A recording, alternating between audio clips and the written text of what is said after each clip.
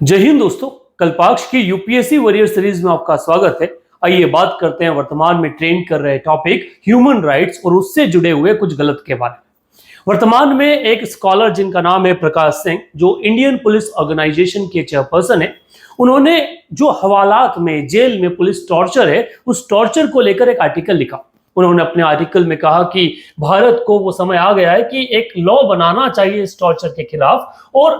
Police torture या custodial torture जो है उससे जुड़े यूएन कन्वेंशन को, जो ट्रीटी है, उसको रेटिफाई कर देना चाहिए। साथ ही साथ इफेक्टिव स्टेप लेना चाहिए इस बात को दबाने के लिए कि पुलिस के ऊपर से एक्सटर्नल प्रेशर जो है वो हटे, और ऐसा जो सुप्रीम कोर्ट ने भी क्या किया है, मैंडेट किया है पिछले अपने जजमेंट्स में।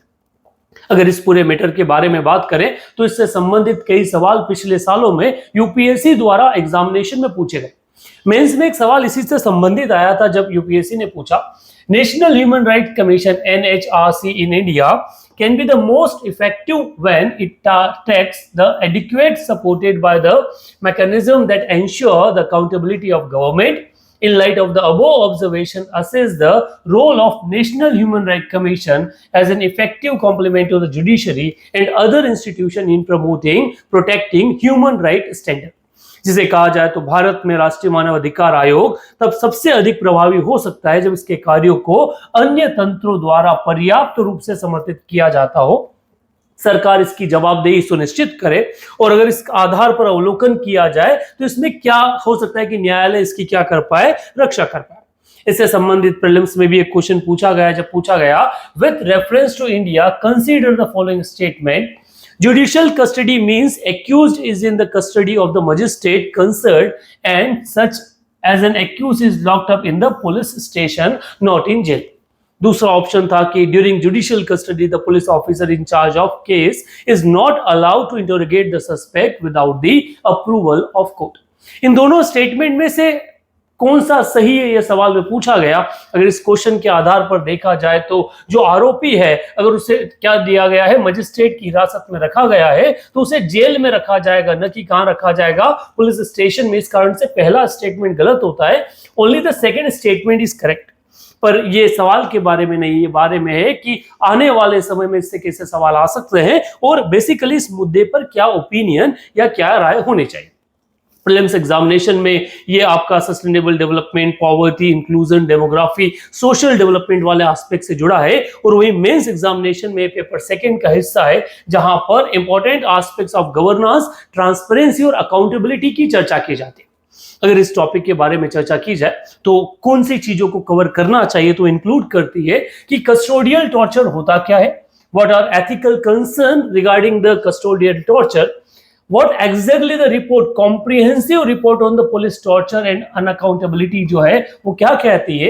यूएन कन्वेंशन जो 1984 में आया वो क्या था, what is the role of judiciary in the curbing custodial violence in India, and India is signed but not ratified the UN convention against torture। ऐसा क्यों है कि भारत ने उसे साइन कर दिया पर अभी तक रेटिफाई नहीं किया है। आइए एक एक करते इन सभी क्वेश्चंस को आंसर करने की जो है वो कोशिश करते हैं। कस्टोडियल डेथ के बारे में अगर बात की जाए तो आप जानते हैं कि पुलिस कस्टडी में किसी आरोपी को लेने के बाद में अगर उस स्टेशन में उसके खिलाफ कोई वायलेंस होता है, टॉर्चर किया जाता है और उससे जो मौत हो जाती है, वो भले टॉर्चर या टॉर्चर से पहले किसी और कारण से मौत हुई हो,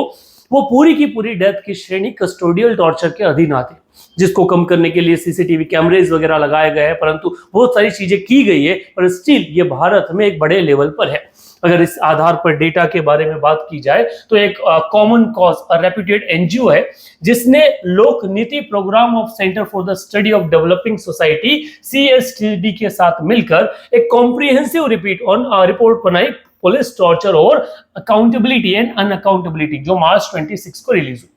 इसने ये दावा किया कि स्टडी के आधार पर देखा जाए तो लगभग 8276 पुलिस पर्सनल जो है उनसे इसके आधार पर 17 स्टेट में बात की गई, और ये निकल कर आया कि हर कोई ये मानता है कि पुलिस टॉर्चर जो है वो इंडिया में एक बड़ी समस्या है और इसको खत्म करने की जो है वो आवश्यकता है।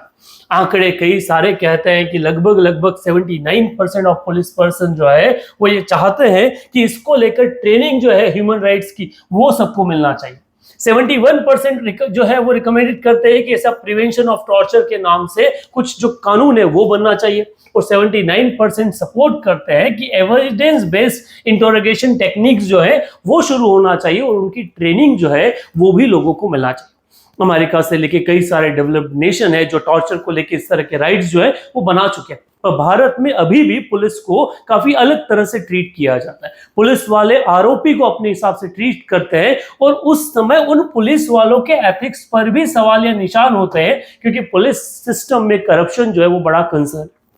वर्तमान में कई बार हमने देखा है कि स्टेट स्पॉन्सर्ड पुलिसमैन जो है वो भी लोगों को टॉर्चर कर रहे हैं, उस स्टेट या किसी नेता के कहने से, किसी विधायक के कहने पे, किसी सांसद या नेता पुत्र के कहने पर भी हमने वो टॉर्चर देखा है। Report says there was a consensus among the lawyer and judges that the confession to the police should never be made inadmissible. ऐसा consensus है, but it is the worth placing that the record that is the Malamat the committee that suggests the confession made before the senior police officer of the rank of superintendent and above should be admissible as a evidence with safeguard to prevent the corruption. एक वर्तमान में आपने देखा होगा, कई सारी फिल्मों में आपने देखा होगा, देखिए जॉली एलएलबी की फिल्म आई थी उसमें शायद आपने देखा हो, जहां कहा गया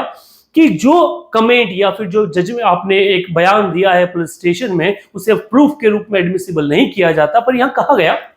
कि ऐसे बयान जो सुपरिटेंडेंट के सामने दिए गए उन्हें एडमिसिबल माना जाए, क्योंकि ये जो टॉर्चर है उस टॉर्चर की प्रोसेस से क्या किया जाए, बढ़ जाए। टॉर्चर वर्तमान में एक सेट प्रोसेस के रूप में डेवलप हो चुका है और भारत में कई सारे मोर देन 100+ डेथ जो है over the period of time Bharat में देखी गई। यूनाइटेड नेशन ने 1984 में इससे जुड़ा एक कन्वेंशन लेकर आया, जिस कन्वेंशन में कहा गया कि वो हर स्टेट जो क्या है इस कन्वेंशन को रेटिफाई करता है, साइन करता है, वो पुलिस टॉर्चर को लेकर अपने आप प्रॉपर फ्रेमवर्क बनाएगा, ह्यूमन राइट्स को लेकर अपने आप प्रॉपर फ्रेमवर्क जो है वो बनाएगा। इस कन्वेंशन में ये दावा किया, इस कन्वेंशन के तहत ये कहा गया कि कोई भी स्टेट जो है किसी व्यक्ति के खिलाफ 3rd डिग्री जो टॉर्चर है वो टॉर्चर को यूज नहीं करेगा। परंतु हुआ ये, भारत ने इसको साइन तो कर दिया पर इसे रेटिफाई नहीं किया, मींस इसको सिग्नेटरी जरूर है पर इसको अभी तक इंप्लीमेंटेशन में नहीं लाया। सवाल आता है कि क्या भारत में जुडिशरी जो है वो टॉर्चर रोकने के लिए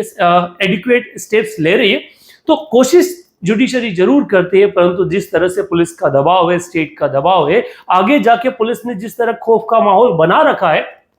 कोई भी आरोपी अपने खिलाफ हुए टॉर्चर को जज के सामने कहने से शायद डरता है। और यही एक रीजन है कि भारत में पुलिस का दबाव काफी ज्यादा है और उसमें भी कई बार वर्क एथिक्स का कंसर्न जो है वो आता है। और यही रीजन है कि कई बार हमने टॉर्चरल डेथ जो है वो देखी है, जिनमें मैक्सिमम टाइम पे कई बार हमने कुछ इनोसेंट्स को पाया है, कुछ गरीब लोगों को पाया है। क्योंकि इंडिया में जस्टिस 2 हिस्सों में डिवाइडेड है, एक तरफ आपको अमीर है या दूसरी तरफ गरीब है। भारतीय संविधान में ये इक्वलिटी, सोशलिटी इस तरह के सवाल लिख तो जरूर दिए गए, पर वास्तविकता में उनका इंप्लीमेंटेशन नहीं हो पाया। और यही एक रीजन है कि आने वाले यूपीएससी एग्जाम्स में कस्टोडियल डेथ जो है, ह्यूमन राइट जो है वो काफी बड़ा कंसर्न बन चुका है। रिसेंटली अभी एक जजमेंट आया जहां पुलिस वालों ने एक नोएडा के आसपास किसी केस है जहां पर कुछ पुलिस वालों ने एक व्यक्ति को, एक स्टूडेंट को किस जगह से उठाया और बाद में उसके पैर में गोली मारकर ये प्रूव कर दिया कि हमने इसे एनकाउंटर किया। 3 साल तक उसके पिता केस लड़ के उन्होंने ये प्रूव कर दिया कि पुलिस वाले खुद उसे उठा कर लेकर आए थे और बाद में उसे गोली मारी। उन पुलिस वालों को बाद में सस्पेंड कर दिया गया, पर क्या उनको सस्पेंड कर देना उस व्यक्ति के खिलाफ जस्टिस है? इस सब चीजों से बचने के लिए ह्यूमन राइट्स को भारत में स्ट्रांग होना रिक्वायर्ड है। अब कमेंट आपका कि आप क्या ओपिनियन रखते हैं कस्टोडियल डेथ को लेके, पुलिस टॉर्चर को लेकर। क्या आपको लगता है कि भारत में पुलिस टॉर्चर रिक्वायर्ड है सच उगलवाने के लिए, या फिर भारत में पुलिस टॉर्चर का मिसयूज किया जाता है अपनी कुछ चीजों को छुपाने के लिए?